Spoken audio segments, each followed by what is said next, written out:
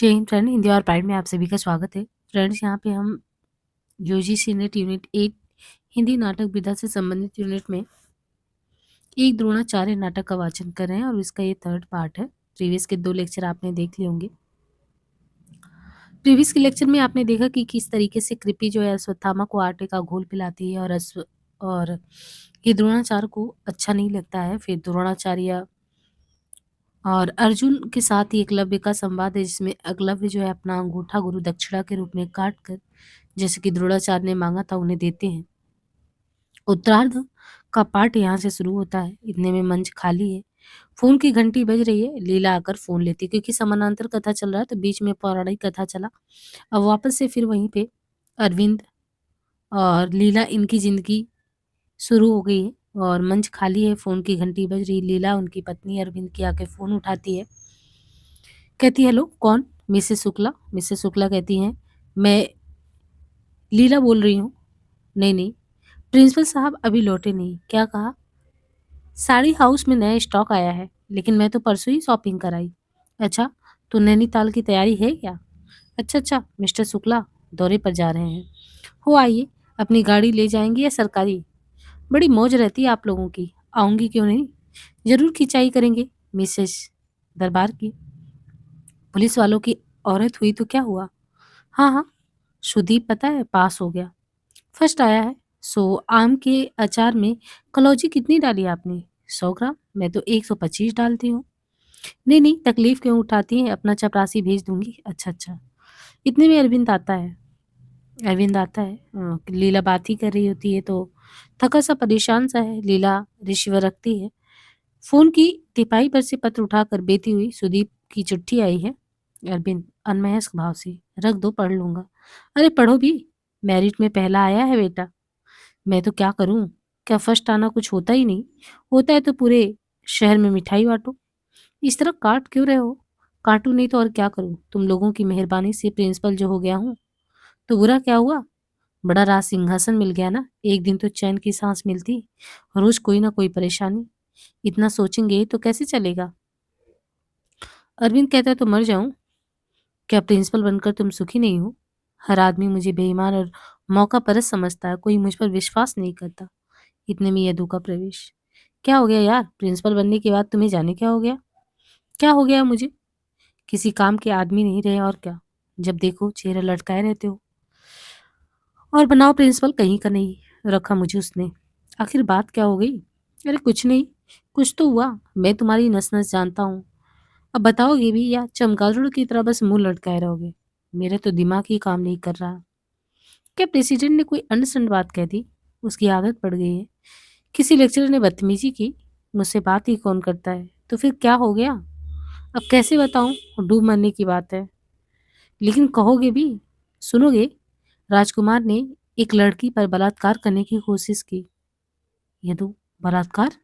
किस लड़की पर? अनुराधा पर। लीला कहती, इतनी नीच हरकत। वो जोर से चिल्लाता अपनी पत्नी पे, तुम मत बोलो, तुम्हारे कारण राजकुमार आज कॉलेज में है। लेकिन ये घटना हुई कहाँ? और कहाँ कॉलेज में? लेकिन कॉलेज में संभव कैसे है, वो भी तुम्हारे रहते? जब किस्मत फूटी है तो क्या करूं, मुझे खुद विश्वास नहीं होता, पर जो कुछ हुआ वो इतना सच है कि। लेकिन हो कैसे गया? I can't believe this. College building के पीछे बगीचा तुमने देखा है ना, वहीं 4 बजे थे। कॉलेज से लड़के चले गए थे। मैंने सोचा गुलाब की नई कलमों को देखा हूं तो हैज के पास पहुंचा तो लड़की की भयानक चीख सुनाई पड़ी। मैं दौड़ा, देखा तो राजकुमार अनुराधा पर वो छटपटा रही थी। It was very horrible. मैंने राजकुमार को ललकारा, भाग गया साला। अनुराधा फूट फूट कर रोती रही। समझे? Imagine my state of mind. क्षणभर की अवस्था, खामोशी। सचमुच ये तो बहुत दुखद है। पर ये लड़की बगीचे में अकेली क्या कर रही थी? किसी का इंतजार। किसका? कुछ पूछने पर भी नहीं बताया। हो सकता है किसी प्रेमी का। तो कौन सा पाप करी थी? इसका मतलब ये तो नहीं होता कि उसे रेप कर दिया जाए। रोकोगे तो बोलूंगी। पूरी घटना के लिए तुम कहाँ जिम्मेदार हो? समझने की कोशिश क्यों नहीं करती? अगर मैं कठपुतली प्रिंसिपल ना होता तो उस बदमाश की हिम्मत हो सकती थी। फिर भी तुम्हारा इसमें क्या दोष है? जिसने किया भुगतेगा। You don't understand the strategy. इस घटना का अकेला गवाह मैं हूँ।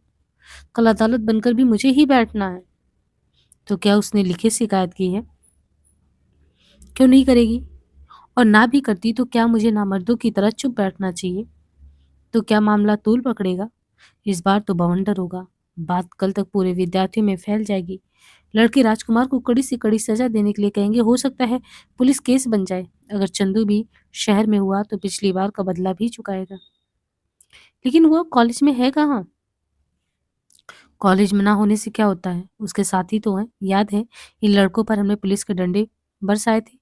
उनके अगुआ लोगों को कॉलेज से निकाला था। क्या वे चुप बैठ जाएंगे? मैंने सबसे सामने झूठ बोला था। क्या वे मुझे माफ कर देंगे? ये तो कहता है रिपोर्ट दबा दो। असंभव। पूरी घटना मेरे सामने हुई है। सब कुछ इतना सच और भयानक रूप से सच है कि मैं झूठ भी नहीं बोल पाऊंगा। लीला कहती है, लेकिन सच बोलने का मतलब जानते हो ना तुम? कहा ना तुम चुप रहो। मैं सोचता था तुम बलात्कार की बात सुनकर तिलमिला जाओगी। राजकुमार को कठोर से कठोर सजा देने पर मुझे विवश कर दोगी, पर उल्टे तुम क्या सुविधाओं ने तुम्हारी संवेदना को इतना मार डाला है लीला। और प्रेसिडेंट तुम्हें नौकरी से निकाल देगा तब? निकालने दो नौकरी से। नौकरी नौकरी, जरा व्यवहारिक बुद्धि से काम लो अरविंद। क्या खाक काम लो। उस लड़के को समझाओ, उससे कहो कि बात फैलेगी तो बदनामी भी उसकी ही होगी। चुप बैठना ज्यादा अच्छा है। अगर समझाने से काम चल जाता है तो बवाल मचाने से फायदा क्या? ये तो भाई ठीक कहते हैं। तुम्हें भी झूठ नहीं बोलना पड़ेगा और संकट भी टल जाएगी। मैं कहता हूँ तुम तो चुप रहो। द्वार पर आहट प्रेसिडेंट आता है आश्चर्य से। आप?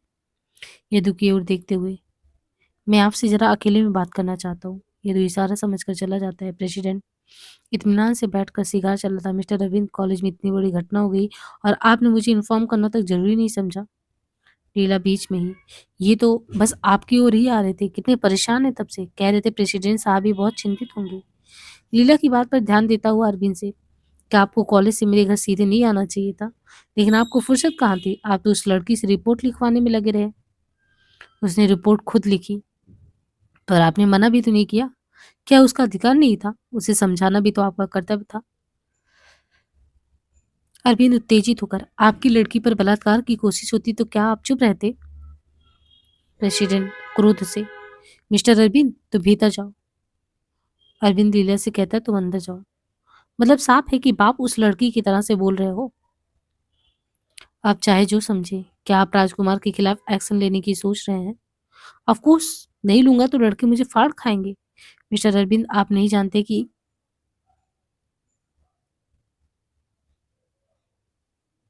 अपने लड़के की हरकत पर कितना दुखी हूं मैं। कोई भी बाप दुखी होगा तो उसे अपने किए की सजा भुगतने दीजिए।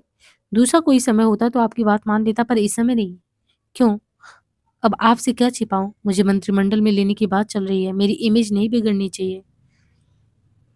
तो राजकुमार को रेस्टिकेट करा दीजिए। आपकी इमेज और उभर कर सामने आएगी। परमार्थ की राजनीति के दिन लद गए मिस्टर अरविंद। तो आप चाहते क्या हैं? लड़के को बेदाग बचाना है, मंत्री भी बनना है मुझे। आप नहीं जानते अपराध की सार्वजनिक तौर पर स्वीकृति राजनीति में आत्महत्या कहलाती है। सार्वजनिक रूप में झूठ बोलना क्या मेरे लिए आत्महत्या नहीं होगी? लेकिन ऐसा मौका ही क्यों आने देते हैं? ऐसा कुछ सोचिए जिसमें ना आपको बोलना पड़े ना दूसरों को। नहीं, इस बार मैं वही बोलूंगा जो सच है। लगता है आपका धर्मराज फिर से जाग उठा, पर आप करेंगे वही जो मैं चाहता हूँ। आप गलतफहमी में है। मैं? लेकिन कल आप जो कुछ बोलेंगे उस पर विश्वास कौन करेगा? क्यों? क्योंकि तब तक आप पुलिस की हिरासत में होंगे। इसी समय लीला आती है। प्रेसिडेंट कहते हैं मैं जा रहा हूँ। लेकिन लीला कहती है इनका अपराध है क्या? प्रेसिडेंट कहता है विरोध, केवल विरोध। अच्छा है मिस्टर अरविंद, थोड़ी देर बाद मैं टेलीफोन करूंगा। इस बीच आप मेरा कहना मान ले तो अच्छा ही है। मैं जाता हूँ। लीला अरविंद की ओर परेशान दृश्य देखती है। कुछ देर की खामोशी। तुमने आखिर ऐसा क्या कर दिया जो जेल जाने तक की नौबत आ गई? अरविंद कहता है क्या मुझ पर भरोसा नहीं है? फिर भी मैंने कोई गलती नहीं की है। तब प्रेसिडेंट धमका क्यों रहा था? उसके हथकंडे तुम नहीं जानती। क्या तुमसे कोई गलती नहीं हो सकती? नहीं, मैंने अपना काम ईमानदारी से किया है। क्या प्रेसिडेंट को इतना नाराज कर लोगी कि वो तुम्हें जेल भिजवा दे? जेल उसका बाप नहीं भिजवा सकता, नौकरी भले ले ले। नौकरी छूटने का मतलब समझते हो? हाँ, समझता हूँ। तुम्हारा ये बंगला छिन जाएगा, टेलीफ़ोन कट जाएगा, मुफ्त के चपरासी नहीं रहेंगे, तुम प्रिंसिपल की औरत नहीं कहलाओगी। भीतर बर्तन की आवाज़, मैं आज तुम्हारी एक नहीं सुनूँगा। लीला भीतर जाती है, अरविंद उसे परेशानी की हालत में टेलीफ़ोन तक जाता है और नंबर डायल करता है। दूसरी तरफ का नंबर शायद एंगेज्ड है। रिसीवर रख देता है, कुछ क्षणों में फिर नंबर डायल करता है, नंबर शायद फिर एंगेज्ड है। अनुराधा आती है। 20 के आसपास, देखने में ठीक-ठाक। अरविंद को उसकी उपस्थिति पर आश्चर्य। अरविंद कहता है, तुम इस समय यहाँ? जी सर, लेकिन यहाँ आने की ज़रूरत? मैं जानना चाहती थी। क्या? क्या आप निश्चित रूप से एक्शन ले रहे हैं या नहीं? तो तुम चाहती हो कि एक्शन निश्चित रूप से हो? नहीं चाहती तो रिपोर्ट क्यों करती? क्या आपने माता-पिता को सब कुछ बता दिया? जी हाँ। क्या कहते हैं? कहते हैं चुप बैठो, कॉलेज छोड़ दो। क्यों? सोचते हैं गरीबों के पचड़े में यहाँ सब पढ़ना ठीक नहीं है। लगता है डर गए हैं। क्या उनका डर स्वाभाविक नहीं? सोचते हैं कल अखबार वालों को मालूम हो जाएगा या मसालेदार ढंग से खबर छापेंगे। लोग घिनौने ढंग के उनका मजाक बनाएंगे। जो नहीं हुआ वो भी अब मेरे मत्थे चढ़ जाएगा। अरविंद कहता है, क्या वे इसे अपनी इज्जत पर हमला नहीं समझते? क्या उनकी आत्मा तिलमिलाई नहीं? अनुराधा कहती है, क्या वे मनुष्य नहीं है? पर क्या कर सकते हैं? प्रेसिडेंट से कैसे टकराएंगे? उनका कहना है ऐसे मामलों में लोगों की कल्पना शक्ति बड़ी उपजाऊ होती है। बलात्कार की कोशिश बढ़ते बढ़ते गर्भात तक पहुंच जाती है। तुम चाहती क्या हो? एक्शन। माँ बाप की मर्जी के खिलाफ? जी हाँ, अपनी मर्जी के खिलाफ जीकर क्या करूंगी? अकेली लड़ भी सकोगी? क्या आप साथ नहीं देंगे?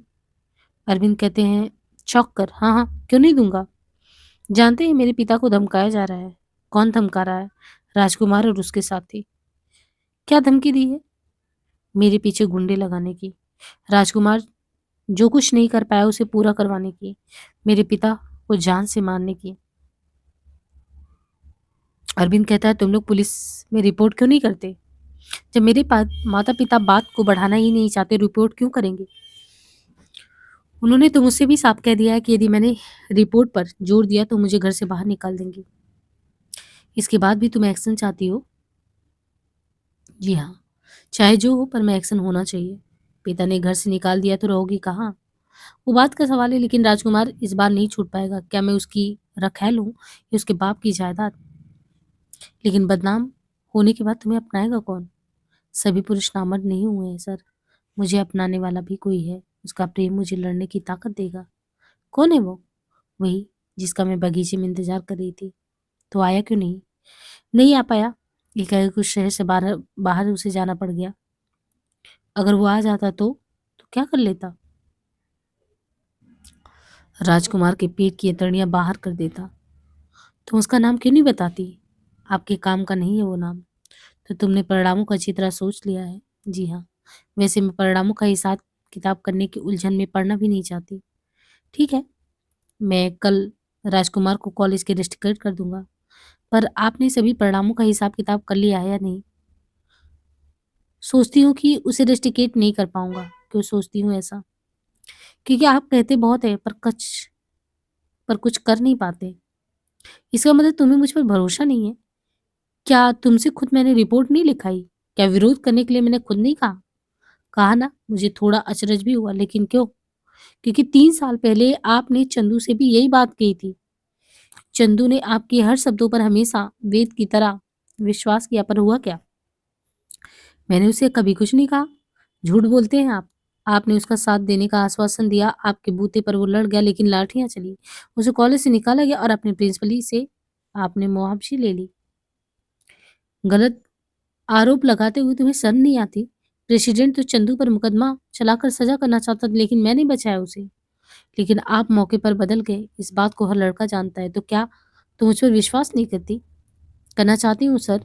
मन बहुत डरता है, अगर आप बदल गए तो मैं कहीं की नहीं रहूंगी। मेरा विरोध एक मजाक बनकर रह जाएगा। लोग समझेंगे मैंने राजकुमार को फंसाने के लिए साजिश की है। जरा सोचो अनुराधा, अगर तुम बदनामी का खतरा उठाकर भी खड़ी हो सकती हो तो मैं पीछे क्यों हटूंगा? विश्वास करो, मैं चुपचाप तुम्हारा साथ दूंगा, चाहे मुझे नौकरी से क्यों ना हाथ धोना पड़े। अनुराधा कहती है, तो मैं आपके शब्दों पर विश्वास करती हूँ। इस मामले में आप ही एकमात्र गवाह हैं। आप बदल गए तो मैं कहीं मुंह दिखाने लायक नहीं रह जाऊंगी। अरविंद कहता है, तुम निश्चिंत रहो। अब तुम्हारी लड़ाई मेरी लड़ाई है। टेलीफोन की घंटी, अरविंद रिसीवर उठाता है। इतने में लीला आ जाती है।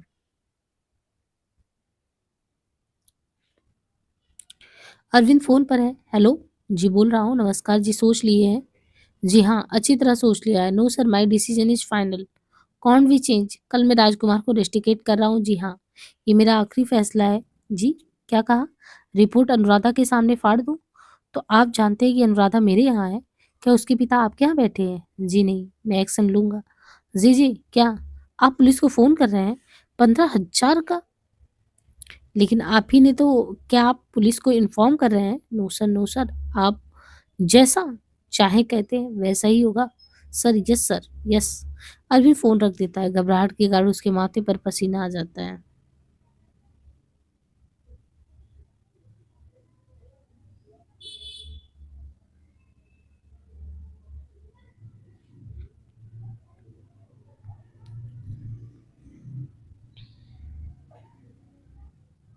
लीला उसकी हालत देखकर प्रेसिडेंट साहब क्या कर रहे थे पूछती है। तुम इतना घबरा क्यों गए? अरविंद अपनी घबराहट छिपाता हुआ, कोई खास बात नहीं। कॉलेज के क्लर्क ने 15,000 रुपए का गबन कर लिया है, इसलिए पुलिस वगैरह। अनुराधा कहती है, लेकिन आप तो ऐसे घबरा रहे हैं सर जैसे गबन आपने कर दिया हो। आखिर कॉलेज का मामला तो है ही। अनुराधा, तुम्हारे पिताजी नहीं चाहते कि तुम रिपोर्ट करो। अब सवाल पिताजी के चाहने ना चाहने का नहीं रहा, आप क्या चाहते हैं? मैं ये सोचता हूँ कि तुम्हारे पिताजी ठीक कहते हैं। आखिर अनुभवी आदमी है, तुम्हारा भला बुरा जानते होंगे। उतना शायद तुम भी नहीं। लेकिन फोन आने से पहले तो आप बिल्कुल चेंज थे। अनुराधा, मैं भी सोचती हूँ कि बात का बतंगड़ बनाने में कोई फायदा नहीं है। सर, मैं आपसे अब साफ साफ पूछती हूँ, आप इस केस पे लेंगे नहीं? मेरी ओर से बोलेंगे या नहीं? अरविंद कहते, जरा सोचो तो। जो सलग बात है, समझदारी से काम लो। रेस्टिकेट होने के बाद भी तो तुम, राजकुमार तुम्हें तंग कर सकता है, उसका क्या भरोसा। हो सकता है क्षमा उसका मन बदल दे, उसे सुधार दे। आप बात को टाल क्यों रहे हैं? साफ साफ बताइए कि आप मेरा साथ दे रहे हैं या नहीं। तुम्हारे पिता का ख्याल करते हुए शायद मैं तुम्हारे साथ न दे पाऊं। साहब क्यों नहीं कहते कि अपनी नौकरी का ख्याल कर आप मेरा साथ नहीं दे पाएंगे? अरविंद उग्रता के स्वर में उद्विग्न होकर बोलता अनुराधा, क्योंकि अनुराधा उससे डायरेक्ट ये कह देती है ना कि अपने को बचाने के लिए तुम जो है अब मेरे साथ नहीं दे सकते। अभी कुछ देर पहले तो साथ देने की बात कर रहे थे। अनुराधा फिर कहती है कि चंदू ठीक कहता था। अनुराधा कहती है, चंदू ठीक कहता सर। अरविंद कहता, क्या कहता था? वो आपको बड़े बड़े निरर्थक सब थूकने वाला नपुंसक बुद्धिवादी कहता था। आपने सचमुच मुझे कहीं का नहीं रखा। मेरे सब भ्रम टूट गए। अब आपको चिंता करने की जरूरत नहीं होगी। कल शायद कोई बवाल ही ना उठे। धीरे धीरे आती है एक लंबा भयाना सन्नाटा। अरविंद माथा पकड़कर बैठ जाता है। लीला घबराहट के स्वर में, क्या हो गया तुम्हें? अरविंद कटु हंसता हुआ, आत्मज्ञान हो गया मुझे। आत्मज्ञान। बोधिसत्व से बोध। ठीक से बताते क्यों नहीं? कह तो रहा हूं आत्मज्ञान हो गया मुझे। अपने क्षुद्र होने का आत्मज्ञान, सड़े हुए आटे में बिलबिलाने वाला कीड़े होने का आत्मज्ञान। प्रेसिडेंट के फोन ने मुझे अपनी तस्वीर दिखा दी। समझौते के फंदे पर अपने आप को 2500 बार लटकाने वाला मैं, दूसरों की नाकाब उतारने की कोशिश में खुदनंगा हो जाने वाला मैं। मुझ पर थूको, बस से थूको। लीला, आखिर आपको एकाएक हो क्या गया? मुझे क्या हो सकता है? मेरी चमड़ी अब गैंडे की तरह मोटी हो गई है। मैं जानता हूँ कि सड़े गले मकान का मलबा गिरने वाला है, फिर भी आंखें मूंद कर अपनी रोटी खा रहा हूँ। सुनोगी? सुन भी सकोगी उस हरामी के बच्चे ने क्या कहा? मिस्टर अरविंद, आप पर 15,000 रुपए की गबन का आरोप है। लीला कहती, गबन यानी चोरी का? हाँ, यदि रुपए का गबन। कल तक सब कुछ एडजस्टमेंट था, अंडरस्टैंडिंग थी, पर विरोध करते ही सब गबन हो गया। कैसी अंडरस्टैंडिंग, कैसा एडजस्टमेंट? आखिर उस कमीने आदमी ने दुकानों की तरह 20 शिक्षण संस्थाएं खोल रखी है, साथ ही लेन देन का व्यापार करता है। शिक्षण संस्थाओं के लाखों रुपए ग्रांट का उपयोग वो शिक्षा शास्त्री अपने लेन देन के व्यवसाय में करता है। इस पूंजी से हजारों रुपए कमाकर कॉलेज को लौटा देता है। ये धंधा जाने कितने वर्षों से चलता रहा, कभी कुछ नहीं हुआ। तो तुम भी? हाँ, मैं भी। नाली में गिरने के बाद दुर्गंध से कहीं बचाव है? पिछले हफ्ते फर्नीचर के नाम पर ग्रांट के 15,000 रुपए इस कॉलेज से उठाए। कल लौटाने वाला था, पर ये घटना हो गई। मैंने विरोध किया, इसलिए गबन, धोखाधड़ी और जालसाजी का आरोप लग गया। इतनी नीचता! क्या करूं लीला? उसने मेरी जीभ छीन ली। पुलिस की हिरासत में लेने के बाद मैं चीख चीख कर कहता भी कि उस रामी के लड़के ने बलात्कार की कोशिश की। कौन विश्वास करता मेरी बात पर? अब लड़की का क्या होगा? क्या होगा? आज अदालत ने ही धोखा दिया तो क्या कर सकती है? टेलीफोन की घंटी बजती है। अरविंद रिसीवर उठाता है। हेलो। क्या कहा? एक्सीडेंट?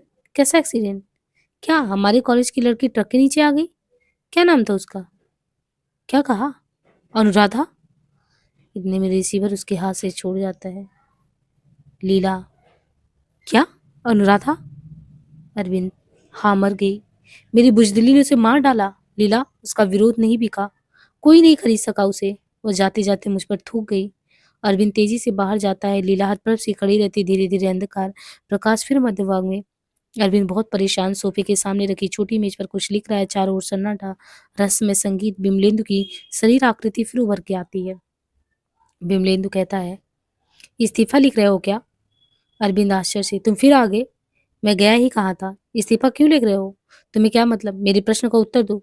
सब जानते हुए क्यों पूछते हो? क्या ऐसी मना स्थिति में नौकरी करना संभव है? तो क्या करोगे? अभी सोचा नहीं। नौकरी के अलावा तुम कर ही क्या सकते हो? हर बार तुमने नई नौकरी करने के लिए तो पुरानी छोड़ी है। फाड़ कर फेंक दो अपना इस्तीफा। तुम ऐसा कहते हो? हाँ, मैं कहता हूँ। मैं भी तुम्हारी जगह होता तो इस्तीफा लिखता जरूर, पर थोड़ी देर बाद फाड़ कर फेंक देता। अरविंद, ये जानते हुए भी कि एक निरपराध लड़की की खून की जिम्मेदारी मेरे सिर पर है। हाँ, क्योंकि तुम उस लड़की की आत्महत्या के लिए पूरी जिम्मेदार नहीं हो। तो कौन है? 3 आदमी। प्रेसिडेंट, लड़की का बाप और तुम। लड़की। लेकिन दगा तो मैंने दिया ना। इससे क्या होता है? प्रेसिडेंट तुम्हें पुलिस की धमकी ना देता तो क्या तुम अपना निर्णय बदलते? जानते हो, अनुराधा के बाप ने अपना विरोध 5,000 रुपए में बेच दिया था। लड़की को रातों रात दूसरे गांव भेजने की योजना बन चुकी थी। प्रेसिडेंट ने सब इंतजाम कर रखे थे, इसलिए तुम नाहक पूरी जिम्मेवारी अपने ऊपर ओढ़ रहे हो। लेकिन मेरी आत्मा। आत्मा? वो हंसता है। आत्मा क्या चीज होती है? केवल शरीर सत्य है। आत्मा वात्मा सब बकवास है। जानते हो मेरी जबान विधवा पत्नी? क्या हो गया उसे? जानते हुए भी पूछते हो? कुछ नहीं, छोटी सी नौकरी कर अपना पेट पाल रही है। बच्चे का पेट पाल रही है। कभी कभार मेरी याद में रोती है तो। पर उसे लोग चैन से कहाँ रहने देते हैं? उसका एक नया अफसर आया है। 60 साल उम्र है उसकी। वो डोरी डाल रहा है मेरी पत्नी पर। प्रमोशन का लालच दे रहा है। अब बोलो, कहाँ है आत्मा? शरीर है केवल, शरीर। तो तुम कहना चाहते हो क्या? फाड़ कर फेंक दो इस्तीफा। ठाठ से नौकरी करो। अभी तक तुमने गबन नहीं किया, पर अब करो। प्रेसिडेंट का साथ दो। उस कमीने का। उसे गाली मत दो। तुम्हारे लिए वो बड़े काम का आदमी है। जानते हो, 1-2 दिन में मंत्री बन रहा है वो। हो सकता है एजुकेशन उसके हाथ लग जाए। अरविंद कहता है, इसमें क्या? क्या इसमें तुम्हारे लिए कुछ नहीं है? कुछ नहीं करेगा। देखना, वो तुम्हें कुछ बना कर रहेगा। उठाओ, फाड़ दो अपना इस्तीफा, फाड़ो। नहीं, उस लड़की को मैंने दगा दिया है। मेरे कारण उसने आत्महत्या की है। मुझे अपने पाप का प्रायश्चित करने दो। प्रायश्चित ही करना है तो तुम्हें भी आत्महत्या करना होगा, लेकिन उसकी जरूरत नहीं। स्त्री का अपमान कोई नई बात नहीं है। वो तो होता ही रहा है। क्या तुम्हारा द्रोणाचार्य कौरव की दास्ता छोड़कर चला गया? क्या उसने तलवार उठाई? मेरी नाटक याद क्यों नहीं करते? द्रौपदी का सार्वजनिक रूप से अपमान हुआ। द्रोणाचार्य वहीं खड़े थे। वो चुप क्यों खड़े रहे? बोलो, चुप क्यों रहे? याद करो अपना नाटक। याद करो। धीरे धीरे प्रकाश कम होता है। व्याकुल करने वाला संगीत। मंच पर ही कुछ क्षणों में प्रकाश। अश्वत्थामा एक छोटी सी चौकी पर बैठा है, उदास सा। कृपया आती है पर बुहारने लगती है। अश्वत्थामा को सोच में देखती है। वो बैठा खींच खींच रहा है। कृपी अश्वत्थामा से कहती, क्या सोच रहे हो? कुछ नहीं। क्यों इतना सोचते हो? इतने उम्र में तुझे लोग दार्शनिक कहने लगेंगे। माँ, पिताजी नहीं आए? आते ही होंगे। जानती हैं, आज सुबह पांडु राजधानी छोड़कर बनवास चले गए। जानती हूँ। जानते हुए भी तू इतना ठंडा जवाब कैसे दे सकती है? तो क्या करूं, चीखूं? दुख तो इसी बात का है कि कोई चीखता ही नहीं, सब चुप बैठे रहते हैं। तो तू चीख। अश्वत्थामा, अब क्या चीखूंगा? जब चीखना था तो चुप रहा, कायरों की तरह। मेरा पिता भी चुप रहा। कृपी और लोग भी तो चुप रहे। अश्वत्थामा, औरों की बात में नहीं जानता, पर पिताजी क्यों चुप रहे? मैं सोचता था उनकी गर्जना से पूरी राजसभा काँप उठेगी, दुर्योधन का खून जम जाएगा। कृपी, पर तू क्यों चुप रहा? तू तो गरज सकता था। बहुत होता दुर्योधन के भाई तुझे मार डालते, पर तू वहां पे क्यों चुप रहा? वही मैं भी सोच रहा हूँ, मेरे संस्कारों में ऐसी क्या गड़बड़ी थी जो मेरा खून गर्म नहीं हुआ? मेरे शब्द फुंकार बांधकर क्यों नहीं खड़े हुए? बताओ माँ, ऐसा क्यों? क्या गड़बड़ी है मेरे संस्कारों में? ये प्रश्न तू मुझसे क्यों पूछ रहा है? तो किससे पूछूं? मुझे संस्कार किसने दिए? क्या तुमने? पिताजी ने नहीं दिए? तब ऐसा क्यों हुआ? अपने पिताजी से पूछ। तुम उत्तर क्यों नहीं देती? रजस्वला एक वस्त्रा द्रौपदी को दरबार में नंगा किया जा रहा, फिर भी मैं चुप बैठा रहा। आकाश के टुकड़े टुकड़े कर देने वाली मनभेदी आवाज से वह पूरी जाति को पुकार रही थी, इसके बाद भी मैं चुप रहा। बताओ ऐसा क्यों हुआ? कहती हूँ ना, अपने पिता से पूछो। इसका मतलब है कि जानते हुए भी मेरे प्रश्न का उत्तर टाला जा रहा है यहाँ। माँ, तुमने मुझे विरोध बचपन से विरोध करना क्यों नहीं सिखाया? अन्याय और अत्याचार को देखते ही अन्यायी का गर्दन तोड़ देने की शिक्षा क्यों नहीं दी?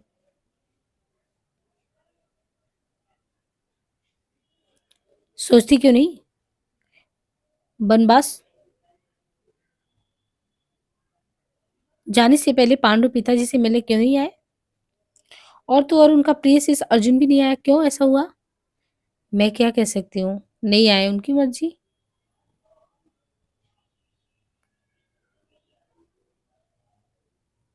अश्वत्थामा, नहीं, बात इतनी आसान नहीं है माँ।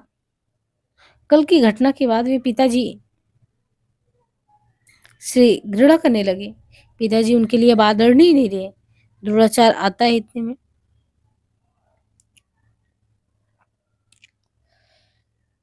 क्यों आते हो? क्या वे आपके शिष्य नहीं, पर मैं उनका गुरु कहाँ रहा? संसार तो आपको महान आचार्य मानता है पिताजी। संसार को क्या नहीं मनवाया जा सकता? पिताजी, आप कल दरबार में चुप क्यों रहे? कल से यह प्रश्न मुझे नोच रहा था। बताइए ना, आप चुप क्यों रहे? क्या इस प्रश्न का उत्तर देना अब भी जरूरी है? हाँ पिताजी, जब द्रौपदी की पुकार किसी ने नहीं सुनी, तब वो आपके सामने आकर खड़ी हो गई थी। याद है उसने क्या कहा था? उसने कहा था, आचार्य आप तो ना पांडवों के रक्त संबंधी ना कौरवों के, आप आचार्य हैं दोनों के। क्या दुर्योधन आपका कहना नहीं मानेगा? आपको तो सत्ता का मोह नहीं? क्या आप अपने शिष्यों की पत्नी को सार्वजनिक रूप से अपमानित होते देख सकते हैं? उठाइए अपना धनुष। आप चुप क्यों रहे?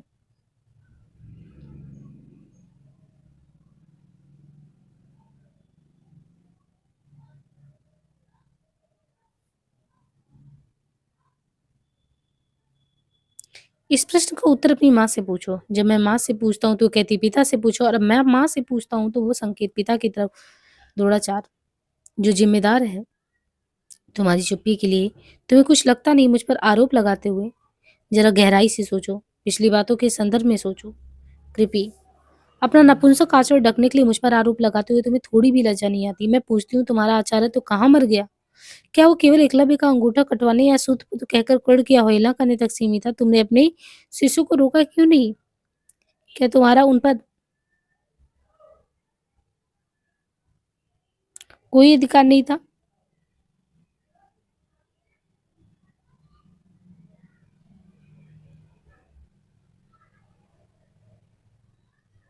द्रोणाचार्य, आदेश कोई तर्क होता है? कृपी, जरा अपनी ओर देखो। साफ क्यों नहीं कहती कि तुम्हें अपने शत्रु द्रुपद की कन्या को अपमानित होते देख एक हिंसक आनंद मिल रहा था? लेकिन वहां कृपाचार्य, विदुर और भीष्म भी तो थे। सारी जिम्मेदारी मेरी ही तो नहीं थी? वे क्यों चुप रहे? कृपी,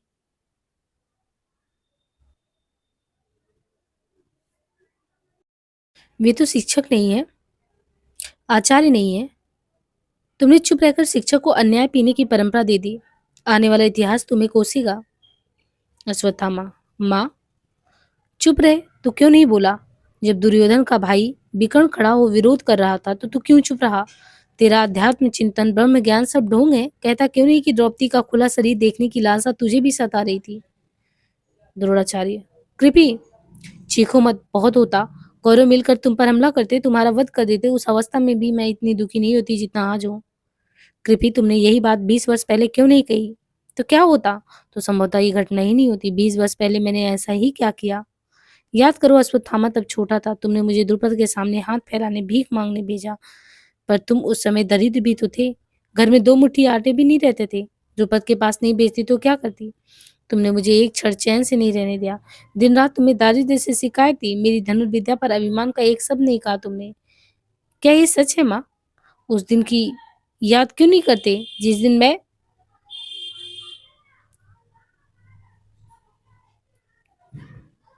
मैंने दूध के नाम पर अश्वत्थामा को आटे का घोल पिलाया था? वही दिन था। उस दिन भूख मेरे सिद्धांतों से बड़ी हो गई। प्रतिरोध ने विवेक को जीत लिया। उस दिन तुमने मुझे भड़काया, उस दिन तुमने मुझे राजकीय अन्न की दास्ता में धकेला। तुम्हें अश्वत्थामा के लिए दूध चाहिए था, अपने लिए वस्त्र, राजकीय सम्मान। उस दिन तुमने रोका क्यों नहीं? मेरी हिचकाती आत्महत्या को शक्ति क्यों दी? क्यों मुझे सुविधाभोगी होने के लिए उकसाया? बोलो, मुझे राजकीय अन्न की दास्ता से समझौता करने पर क्यों विवश किया?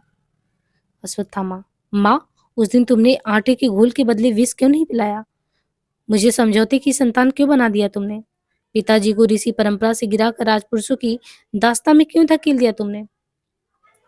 द्रोणाचार्य: और उस राजकीय अन्न की दास्तां ने मेरे विवेक को खरीद लिया, मेरी न्याय बुद्धि सब खरीद ली। मुझे एकलव्य का अंगूठा काटना पड़ा, मुझे कर्ण जैसे होनहार विद्यार्थी की व्यवस्था को उसकी आड़ लेकर ठुकराना पड़ा। पक्षपात शूद्रता ने मेरी स्वत्व छीन लिया। अश्वत्थामा: उस समझौते ने मुझे कभी नहीं आदमी बनने दिया। तो मैं सही आदमियों को कहाँ से निर्माण करूं, यानी कहाँ से बनाऊं? कृपी कहती, लेकिन राजकीय अन्न की दास्ता से मुक्त होने की कोशिश क्या नहीं की थी तुमने? नहीं कर पाया। उस दास्तान ने मुझे सुरक्षा दी, झूठी प्रतिष्ठा दी, सुविधाओं ने मेरी धार मोहरी कर दी।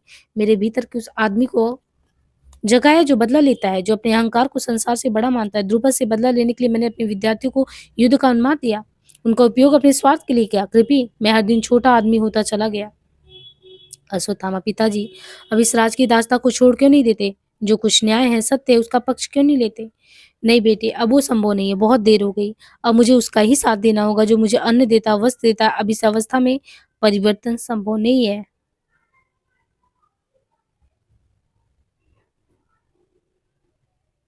अश्वत्थामा: द्रौपदी की इस अपमान के परिणाम क्या होंगे पिताजी?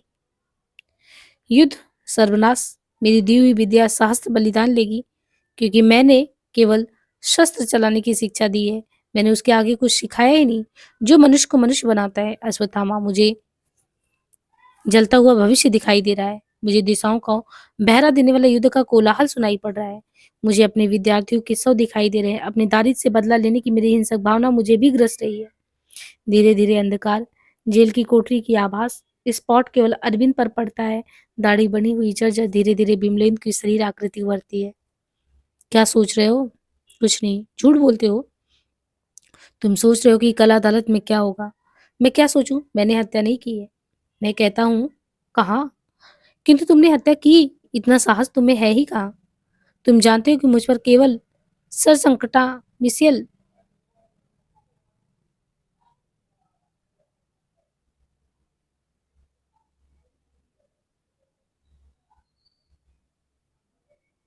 तो तुम जानते हो कि मुझ पर केवल संकटमयशील एविडेंस के कारण मुकदमा चलाया जा रहा है। तुम यह भी जानते हो कि मैंने उस पहाड़ी क्लिफ से प्रेसिडेंट को नहीं ढकेला। ये सही है, तुम निरपराध हो, लेकिन सच बताना, पिछले कुछ दिनों से प्रेसिडेंट के लिए तुम्हारे मन में भयानक नफरत रही है या नहीं? हाँ, लेकिन मैंने बीच में मत बोलो, मेरे सवाल का जवाब दो। ऊपर ऊपर से भले तुम उसका साथ देते रहे, लेकिन भीतर ही भीतर तुम उसे नष्ट करने की योजना बना रहे थे, है कि नहीं? लेकिन वो केवल एक विचार था। फिर झूठ, वो केवल विचार नहीं था, उसमें योजना का बीज था। पिछले साल उसे क्लिप से कूद कर जब एक व्यक्ति ने आत्महत्या की, तो तुम वही स्थान देखने गए थे। हाँ, गया था। उस स्थान को देखकर तुम्हारे मन में कौन सी क्रूर कल्पनाएं आई थी, बोलो? याद नहीं आता? फिर झूठ, मुझसे झूठ बोलकर जाओगे कहाँ? क्या प्रेसिडेंट को ढकेल कर उसकी आत्महत्या का विचार तुम्हारे मन में नहीं आया था? आया था। इसके बाद प्रेसिडेंट बीमार पड़ा, ब्लड प्रेशर। उसे डॉक्टरों से सुबह और शाम तक दूर घूमने की सलाह नहीं थी दी थी, और चुप तुम उसके साथ घूमने जाने लगे। लोगों ने इसे खुशामद समझा, पर तुम्हारे मन में वो पापी विचार बना रहा। क्यों बना रहे थे? हाँ, बना रहता है। धीरे धीरे तुम उसे शाम के समय उस क्लिप की ओर ले जाने लगे। प्रेसिडेंट को तुम्हारे इरादे पर शक नहीं हुआ, पर मैं ऐसा जानबूझकर नहीं कर रहा था, लेकिन तुम कर रहे थे। और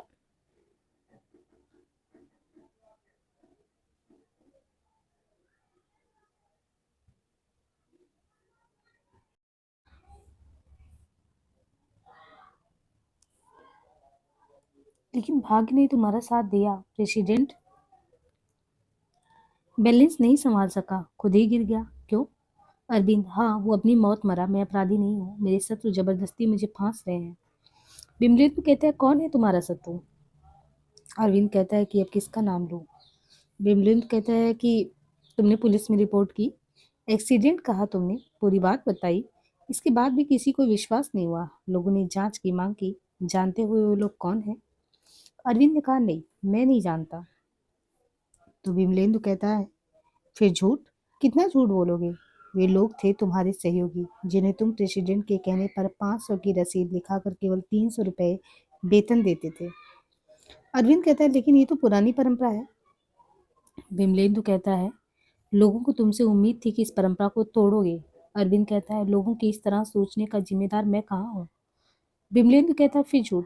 फांसी का फंदा पास आता जा रहा है, फिर भी सच नहीं बोलते। तुम हमेशा शोषण और अन्याय के खिलाफ लेक्चर देते थे। तुम हमेशा मानवीय अधिकारों का झंडा उड़ाकर घूमते थे। घूमते थे कि नहीं घूमते थे? लोग तुमसे आशाएं रखते थे। क्या गलत करते थे? तुमने उन्हें दगा दिया। जब तुम प्रेसिडेंट के साथ घूमने जाने लगे तो तुम्हारे साथियों को विश्वास हो गया कि तुम प्रेसिडेंट के आदमी हो, उनके नहीं। अरविंद कहता है, ये झूठ है, मैंने अपने सहयोगियों को कभी नहीं सताया। विमलेंदु कहता है, पर उनके लिए कुछ किया भी तो नहीं तुमने। अब तुम केवल एक बात को लेकर परेशान हो, कल चंदू अदालत में क्या बोलेगा? अरविंद कहता है, चंदू सच बोलेगा, सच के अलावा कुछ बोल ही नहीं सकता। विमलेंदु कहता है, क्या तुम चाहते हो कि ये सच बोले? चुप क्यों हो, बताओ, जवाब क्यों नहीं देते? उसके सच बोलने का अर्थ समझते हो? तुम्हारा अपराध का सिद्ध होना। अरविंद कहता है, वो मुझे बचाएगा भीमलेनु, उससे मेरा विरोध हो सकता है, मैंने उस पर अन्याय किया, ये भी सच है, पर चंदू मेरा शिष्य है, आखिर वह कुछ तो सोचेगा, वो मुझे जरूर बचाएगा। बिमलेंदु कहता है, शिष्य होना काफी नहीं होता, वो मनुष्य भी है। वो तुम्हारे मुकदमे का चश्मदीद गवाह है। उसने सब कुछ अपनी आंखों से देखा है। उसे संभालो। मैं यही कहने आया था, उसे संभालो। उसे संभालो की ध्वनि गूंजती रहती है। धीरे धीरे अंधकार प्रकाश मंच पर केंद्रित होता है। एक कटघरे में अरविंद खड़ा है, गवाह के कटघरे में चंदू है। आवाज आता है, योर ऑनर, अब मैं इस मुकदमे के चश्मदीद गवाह चंद्रशेखर उर्फ चंदू से प्रश्न पूछने की इजाजत चाहता हूँ। दूसरी आवाज, इजाजत है। पहली आवाज, तुम प्रिंसिपल अरविंद को कब से जानते हो? चंदू, पिछले 8 साल से। पहली आवाज, तब मैं पहले कॉलेज से निकाल दिया गया। पहली आवाज, किस तरह से? वे कॉलेज में मेरे प्रोफेसर थे। तुम्हें कॉलेज छोड़े कितने वर्ष हो गए? मैंने कॉलेज छोड़ा ही नहीं। तब मैं कॉलेज से निकाल दिया गया। क्यों निकाल दिया गया? मैंने कॉलेज अथॉरिटीज का विरोध किया। पहली जवाब, किस बात को लेकर? नकल को लेकर। प्रेसिडेंट के लड़के ने सबके सामने छुरा रखकर नकल की थी। वो पकड़ा गया, लेकिन उसकी रिपोर्ट दबा दी गई। पहली आवाज, जितना पूछा जाए उतने का ही जवाब दो। किसने दबाई ये रिपोर्ट? चंदू, प्रोफेसर अरविंद और प्रेसिडेंट ने। पहली आवाज, इसका क्या प्रमाण है? इस बारे में कॉलेज के पुराने प्रिंसिपल से पूछा जा सकता है। पहली आवाज, कॉलेज से निकाले जाने के बाद तुम क्या करते रहे? चंदू, कुछ नहीं। कुछ नहीं यानी? कुछ नहीं यानी कुछ नहीं। मेरे अर्थ पर विश्वास ना हो तो शब्दकोश देखिए। दूसरी आवाज, सरकारी वकील के प्रश्नों का सीधा जवाब दो, अदालत मजाक करने की जगह तो नहीं है। पहली आवाज, क्या तुमने नकल नहीं की थी? चंदू, नहीं। पहली आवाज, लेकिन पकड़े तो गए थे तुम? चंदू, जी हाँ, पकड़े गए थे। अब तुम्हारे पास अपना नकल न करने का दावा सिद्ध करने के लिए कौन सा प्रमाण है? चंदू, यूनिवर्सिटी का फैसला। तीसरी आवाज, योर ऑनर, सरकारी वकील के प्रश्नों का मुकदमा से सीधा संबंध है। नहीं लगता। पहली आवाज, योर ऑनर, मेरे हर प्रश्न के मुकदमे से सीधा संबंध है। चंदू के उत्तर से साफ जाहिर है कि प्रोफेसर अरविंद ने राजकुमार की रिपोर्ट दबदबाई यानी दबाई थी। इसी क्या प्रोफेसर अरविंद के चरित्र के बारे में नई जानकारी नहीं मिलती? दूसरी आवाज, go ahead with your questions. पहली आवाज, तुमने अनुराधा नाम की किसी लड़की का नाम सुना है? जी हाँ। किस तरह? मेरे साथ कॉलेज में पढ़ती थी। क्या तुम्हारा और उसका उतना ही परिचय था? नहीं, मेरा उसका गहरा परिचय था। गहरे से मतलब? यानी हम दोनों का प्रेम था। पहली आवाज, कॉलेज से निकाले जाने के बाद भी वो तुमसे प्रेम करती रही? हाँ, वो मरते दम तक मुझसे प्रेम करती रही। पहली आवाज, इसका कोई सबूत है तुम्हारे पास? हाँ है, उसके पत्र है मेरे पास। जिस दिन अनुराधा ने आत्महत्या की उस दिन तुम कहाँ थे? नाना की मृत्यु हो जाने के कारण मैं बाहर चला गया था। उसकी आत्महत्या का कारण बता सकते हो? वो कहता है, प्रोफेसर अरविंद, क्या तुम ये बात पूरी ईमानदारी से कह रहे हो? अदालत के सामने सच बोलने की शपथ ले रखी है मैंने। तुम इतने दावे से प्रोफेसर को दोषी ठहरा सकते हो? मेरे पास प्रणाम यानी प्रमाण है। कैसा प्रमाण? अनुराधा का लिखा हुआ आखिरी पत्र। क्या तुम अदालत के सामने वो पत्र पेश कर सकते हो? जी हाँ, कल तक। क्या लिखा था उस पत्र में? उसने लिखा था, मैं ठीक 4 बजे कॉलेज के बगीचे में तुम्हारा इंतजार कर रही थी। इतने में राजकुमार आया। उसने मुझसे छेड़खानी की। विरोध करने पर मुझ पर जबरदस्ती करने की कोशिश की। तीसरी आवाज, इस पत्र का मुकदमे में कोई संबंध नहीं है योर ऑनर। अदालत का कीमती वक्त खराब किया जा रहा है। दूसरी आवाज, ऑब्जेक्शन रिजेक्टेड। हाँ, पत्र में आगे क्या लिखा था? पत्र में आगे लिखा था, इसी समय भाग्य से प्रिंसिपल साहब आ गए। उन्होंने मुझे बचाया। इसके बाद मुझसे रिपोर्ट लिखवाई। कहा मैं राजकुमार के खिलाफ एक्शन लूंगा। मुझे उसके कमीने बाप से बहुत सी बातों का हिसाब चुकाना है। पहली आवाज, तो पत्र में लिखा था कि मुझे प्रेसिडेंट से बहुत सी बातों का हिसाब चुकाना है। जी हाँ। पहली आवाज, आगे क्या लिखा था? आगे लिखा था, माँ और बाबूजी नहीं चाहते कि मैं मामले को आगे बढ़ाऊं। वे मेरे बदनाम होने से डरते हैं, पर मैं लड़ूंगी। लड़ना मुझे तुमने सिखाया है। मैं जानती हूँ प्रिंसिपल पर दबाव डाला जाएगा। मैं प्रिंसिपल के यहाँ जा रही हूँ उसे साफ साफ पूछने की कि वो मेरा साथ देगा या नहीं। यदि उसने दबाव में आकर साथ नहीं दिया तो मैं शायद जीवित भी ना रहूं। पहली आवाज, इसके बाद क्या लिखा उसने? मुझे जल्दी आने को कहा था। पहली आवाज, तुमने लौट कर पुलिस को पत्र क्यों नहीं दिखाया? चंदू, प्रिंसिपल के बदल जाने पर क्या होता है, पर अनुराधा की मृत्यु ने मुझे बहुत गहरा धक्का पहुंचाया। मेरा तो जीवन ही खत्म हो गया। मैं करीब करीब पागल हो गया था। आज भी मुझे जीवन व्यर्थ लगता है। मेरे जीने में कोई विश्वास नहीं रहा। पहली आवाज, योर ऑनर, अनुराधा के पत्र का एक वाक्य बहुत महत्वपूर्ण है। प्रोफेसर अरविंद ने रिपोर्ट लिखते समय कहा था, मुझे राजकुमार के कमीने बाप से बहुत से हिसाब चुकाने हैं।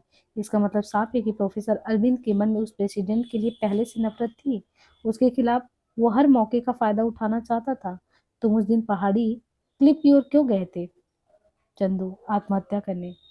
तुम आत्महत्या क्यों करना चाहते थे? कहा ना, जीवन से मेरा विश्वास उठ गया है। लेकिन क्यों? प्रोफेसर अरविंद ने झूठ बोलकर मेरी सब श्रद्धाओं को कुचल दिया। कॉलेज से मैं जिस तरह निकाला गया, उसे मेरा जिंदगी के प्रति रहा सारा विश्वास भी जाता रहा। तो तुमने आत्महत्या क्यों नहीं की?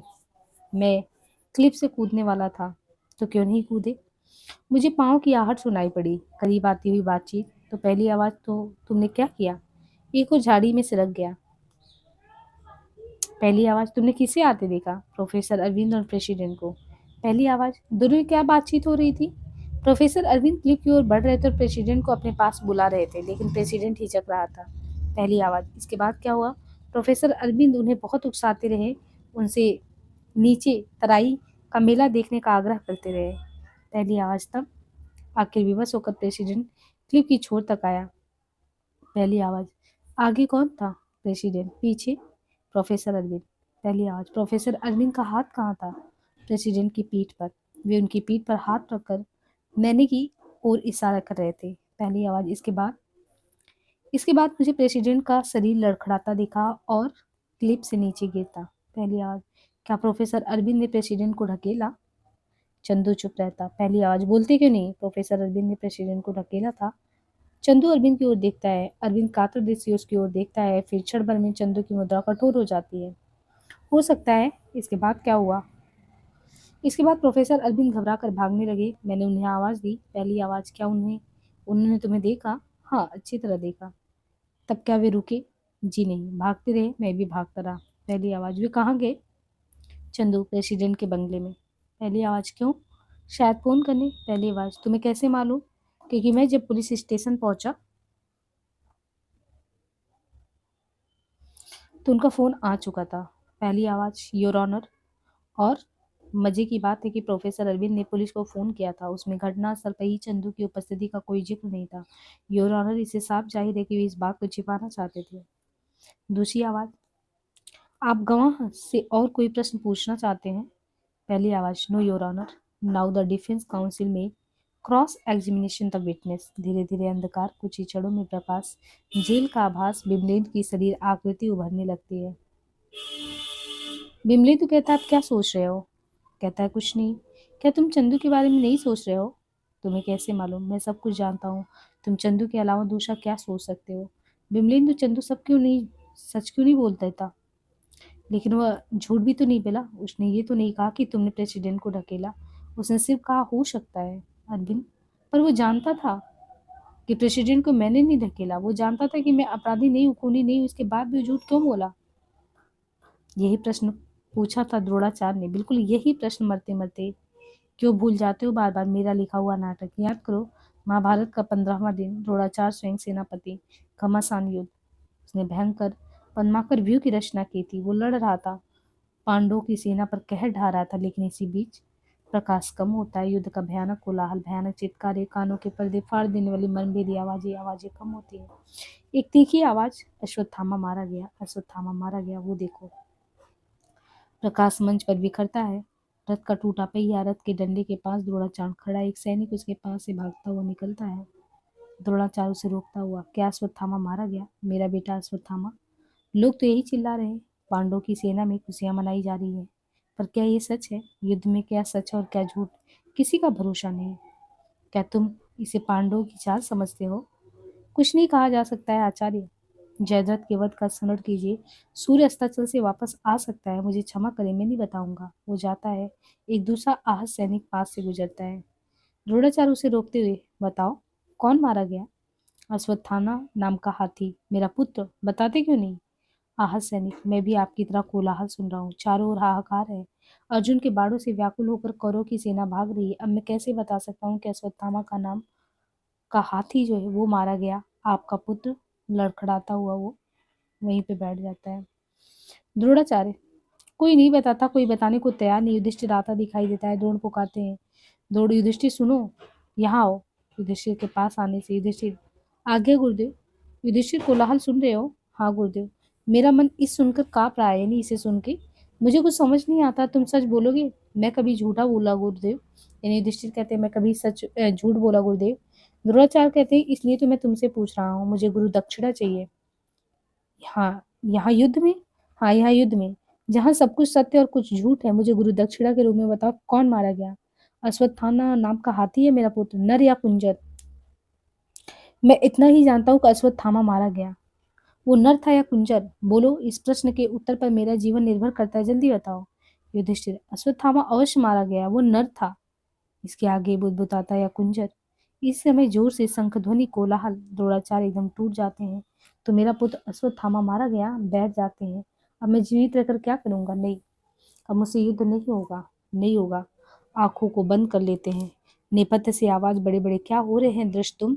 काट लो उस बूढ़े की गर्दन से, लो अपने पिता के अपमान का बदला। धृष्टद्युम्न आता है और निहत्थे द्रोणाचार्य पर आक्रमण करता है। अंधकार, कुछ ही क्षणों में प्रकाश। द्रोणाचार्य मर्दासन, अश्वत्थामा आकर उनके सिर अपनी गोद में रखता है।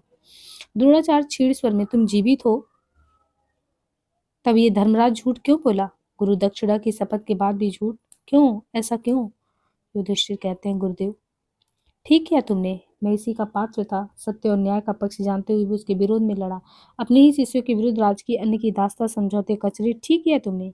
इस समय तुम्हारा झूठ बोलना ही धर्म है। युधिष्ठिर, तुम सच भी बोलते तो क्या इतिहास झूठ बोलता? अच्छा किया तुमने, अच्छा किया तुमने। अंधकार कुछ देर तक करुण संगीत, प्रकाश फिर उभरता। अरविंद और बिमलेंदु पूर्व स्थिति में। बिमलेंदु, मिल गया ना तुम्हें अपने प्रश्न का उत्तर? चंदू की, अरविंद की धनराज से तुलना करना क्या ठीक है? फिर झूठ, तुम जानते हो कि तुम्हारे प्रश्न का उत्तर क्या है। और ऑफ कॉन्फिडेंस इज अप्रोचिंग, पर तुम सच नहीं बोलना चाहते। बताओ, चंदू को झूठ बोलना किसने सिखाया? किसने सिखाया? तुमने। और किसने? मैंने। तुम उसके लिए कब सच बोले? जानते हो, तुम्हारे हर झूठ ने उसके हर विश्वास को गहरे धक्के दिए। कुल मिलाकर शिक्षक के रूप में तुमने उसे क्या दिया? अर्थशास्त्र परिभाषा, माल्थस, पिगू और केन्स के सिद्धांत, ये तो किताबों में भी पढ़े जा सकते हैं। सवाल है, तुमने क्या किया? क्या ऐसा कुछ किया जो तुम उसके जीवन को अर्थ देते? अरविंद, तुम रह रहकर मुझे दोष दे रहे हो, पर बताओ, मुझे झूठ बोलना किसने सिखलाया? व्यवस्था ने, दम घोट कर रख देने वाली व्यवस्था ने, विरोध से तिलमिला उठने वाली व्यवस्था ने। क्या मैं शुरू से कमीना आदमी था? अरविंद कहता, क्या मैंने माल्थस, पिगू और केन्स के सिद्धांतों से आगे बढ़कर जीवन का अर्थ खोजने की कोशिश नहीं की? बिमलेंदु, की क्या मुझ में आक्रोश नहीं था, छटपटाहट नहीं थी? मैं कहाँ मना करता हूँ। अरविंद, तब तुम उस प्रेसिडेंट को दोष क्यों नहीं देते। विमलेंदु, क्योंकि उसके पास शक्ति थी, व्यवस्था उसकी पीठ थपथपाती थी, शक्ति के कारण तुम्हारी नीति तय करने को उसे अधिकार था। सवाल है कि उसने तय कर दिया, उस पर तुम चले क्यों नहीं। याद है जब तुमने विरोध की भाषा अपनाई, सत्ता ने तुम्हारे अस्तित्व पर सीधा हमला किया, कभी प्रलोभन देकर, कभी आतंक जमा कर, इसलिए विरोध मत करो। सब विरोध बकवास है। यदि व्यवस्था तुम्हें अपने इशारे पर भौंकने वाला कुत्ता बनाना चाहती है तो भौंको। कुत्तों के पिल्लों को जन्म दो। चंदू और युधिष्ठिर मत पैदा करो, राजकुमार और दुर्योधन पैदा करो। अरविंद, क्या तुम्हारे आत्म बलिदान का यही निष्कर्ष है। विमले दो, वजनी शब्दों का इस्तेमाल बंद करो, उन्होंने अर्थ खो दिए। मेरा आत्म बलिदान, बेवकूफ, जानता है मेरी पत्नी कहाँ है। नहीं, मैं कैसे जानूंगा। शहर छोड़कर चली गई उस बूढ़े अफसर से बचने के लिए, उसकी भूखी नजर से बचने के लिए, उसकी टपकती लाश से बचने के लिए। इसके बाद भी तू आत्म बलिदान की भाषा का व्यभिचार करता है, शर्म नहीं आती। नहीं, ये झूठ है। चीख कर, नहीं ये सच है। आगे मत बोल। जानता है तू कौन है। मैं कौन हूँ। तू द्रोणाचार्य, व्यवस्था और सत्ता के कीड़ों से पीटा हुआ द्रोणाचार्य है। इतिहास की धार में लकड़ी की ठूंठ की तरह बहता हुआ, वर्तमान के कंगाल से लगा हुआ सड़ा गला द्रोणाचार्य, व्यवस्था के लाइट हाउस से अपनी दिशा मांगने वाले टूटे जहाज से द्रोणाचार्य। मैं द्रोणाचार्य नहीं, अरविंद हूँ, प्रोफेसर अरविंद। बकवास। तू द्रोणाचार्य है, कौरव की भाषा बोलने वाला, युद्ध में भी उसका साथ देने वाला। तू किस बात का प्रोफेसर। तू द्रोणाचार्य है। अरविंद, नहीं नहीं, हाँ हाँ, तू द्रोणाचार्य है। एक और द्रोणाचार्य, और एक और एक और। धीरे धीरे अंधकार हो जाता है और यहीं पे ये जो नाटक है, एक और द्रोणाचार्य नाटक, यहीं पे इसकी समाप्ति देखने को मिलता है। मुझे उम्मीद है कि ये नाटक बहुत अच्छे से आपको पूरा समझ में आया होगा। एक और द्रोणाचार्य कहने का क्या मतलब है, एक और द्रोणाचार्य किस तरीके से जो है एकलव्य से अंगूठा मांगना और सारी जो चीज़ें होती हैं अपने बेटे कि उस पे धर्मराज युधिष्ठिर से वो झूठ सुनने के बाद मर जाना, और समानांतर में कहानी के माध्यम से उसी चीज़ों को वापस से दर्शाया जाना। तो वही चीज़ आप देख रहे हैं, कुछ अलग नहीं है। यहाँ पे भी वही व्यवस्था के शिकार और वही सारी चीज़ें दिखाई गई हैं। और आज के लिए इतना ही। नेक्स्ट कुछ भी रहेगा तो हम जल्दी मिलेंगे। बाकी चैनल पे जितनी रचनाएं करवाई गई उनको करते रहे, और उम्मीद है कि आपको बहुत अच्छा पेपर होगा। धन्यवाद।